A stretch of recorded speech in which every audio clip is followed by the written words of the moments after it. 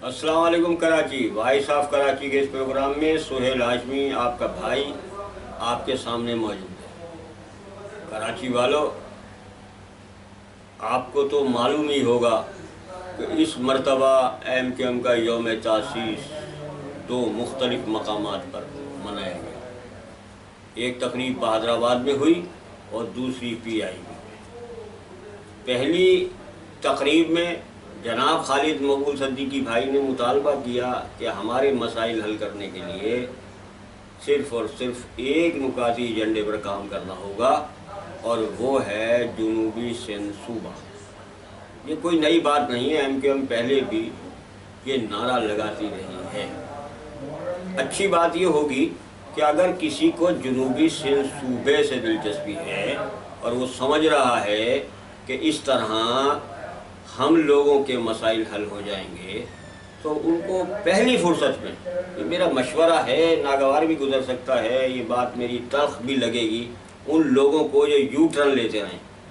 اگر جنوبی سندھ صوبے پر ہی اتفاق کرنا ہے تو پھر ایسی دو ٹوک قیادت کی ضرورت ہے جو یو ٹرن نہ لے، جو اپنے موقف پر قائم رہے۔ میری مراد ہے جنوبی سندھ صوبے کی تحریک کا آغاز ہونا چاہیے تو پھر وہ جناب آفاق احمد صاحب کی قیادت میں ہونا چاہیے، تاکہ کوئی گو مگو والی کیفیت، چونکہ چنانچہ اگرچہ مگرچہ کا معاملہ نہ رہے۔ میں اپنے اس موقف پر آج بھی قائم ہوں کہ ایم کیو ایم اس وقت ماضی کے مقابلے میں زیادہ محفوظ ہاتھوں میں ہے۔ اچھا، دوسری تقریب کا انعقاد ایم کیو ایم بحالی تنظیمی کمیٹی کے سربراہ جناب ڈاکٹر فاروق ستار صاحب نے کیا۔ پی آئی بی میں ہونے والے اس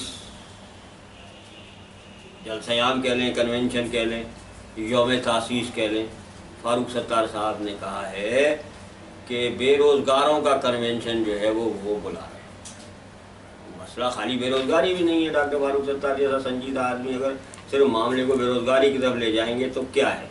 انہوں نے ایک بات اچھی کہی کہ کوٹا سسٹم کے خاتمے کے لیے ہم کام کریں گے۔ تو ایم کیو اگر بحال کرنے جا رہے ہیں تو پھر وہ محصورین کی واپسی کہاں چلی گئی؟ پانچویں قومیت کا معاملہ کہاں چلا گیا؟ تو ڈاکٹر فاروق ستار صاحب امید ہیں اپنے آئین میں اپنے منشور پر اگر عمل کرتے ہوئے ایم کیو ایم کی بحالی کی جنگ لڑ رہے ہیں تو پھر انہیں پہلی فرصت میں یہ تین نکاتی ایجنڈے کو اپنا منشور بنا لینا چاہیے۔